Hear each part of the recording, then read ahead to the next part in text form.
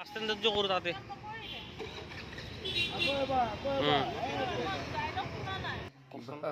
কিবা কৰ্ম কৰিলে এই জনমতে ভুগিব লাগিব খুব ভোগ কৰিবলৈ গৈ আছে মোৰ এই গালকেইখন বৰ ধুনীয়া হৈ আছে বৰ্তমান ফুলিছে অলপ অকণমান ফুলিছে কিহৰ কাৰণে ফুলিছে সেইটো আপুনি কিমান মৰম কৰিছিলি তোক নিজৰ ভাই দৰে ভাবিছিলি তই এনেকুৱা এটা ভয় নকৰিবা গাল ফুলা কাৰণ কিন্তু এটা ভয়ানক কাৰণ আছে গাল ফুলাৰ কাৰণটো ভয়ানকে কিমান মৰম কৰিছিলি তোক নিজৰ ভাই দৰে ভাবিছিলি তই এনেকুৱা এটা ভয় নকৰিবা আৰু এলচিন আমাৰ দুইটাৰে মানে এটা ফাইট সিনো আছে কেনমানৰ পাছত আপোনালোকৰ মাজলৈ আহি আছে ফাইট মানে তো কি বক্সিং সিন নেকি হেতু সাসপেন্স হেতু আমি কৈ নেছো আমাৰ দুইটাৰে ফাইটৰ সিন এটা আছে এটো কোনে কাক মাৰে আৰু সেই ফাইট সিনটো কেনেকৈ মাৰে হেতু আপোনালোকে চাবলৈ ৰব লাগিব কিন্তু ফাইট সিনটো কেনেকুৱা ফাইট সিন হয় এটো ৰাতি ফাইট সিন নে দিনত নে ৰাস্তাত নে ঘৰত নে বাহিৰত নে হিচাপ নাই চাব লাগিব আদৰ ওচৰত একদম একদম পুষ্পাৰাজ নাকি পুষ্পাৰাজ আপনি যাওক বাৰু আপোনালোকে এতিয়া বটুক খুব বেছি ভাল পায় আৰু মোক খুব বেছি বেয়া পায় বৰ্তমান সময়ত চিৰিয়েলখনৰ কথা কৈ আছো তো আমাৰ দুটা মজা ফাইটখন আপোনালোকে চাব লাগিব পুষ্পাৰাজৰ ডাইলগটো কৈ দিয়ক পুষ্পাৰাজৰ ডাইলগ এই ইংৰাজী দে কি প্ৰমাণ আছে তোৰ হাতত কি প্ৰমাণ আছে তোৰ হাতত প্ৰমাণ মই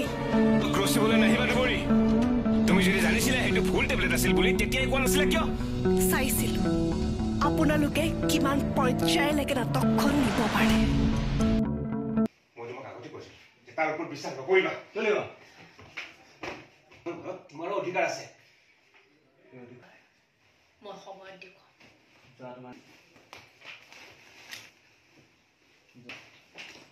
আদালত নেকি নে তুমি উকিল কথা হক পালা এখন ঘৰত আহি হুলস্থুল কৰিবলৈ I said get out my name তুমি মাত জমা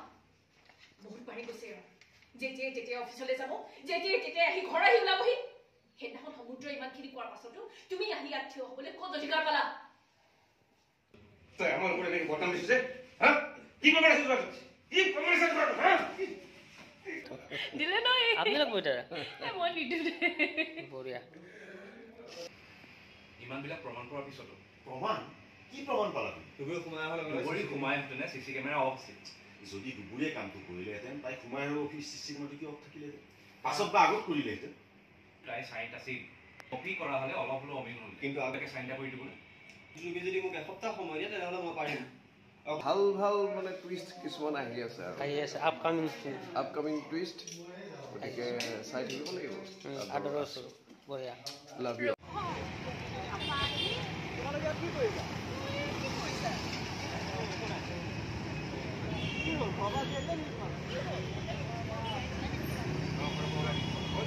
হ'ল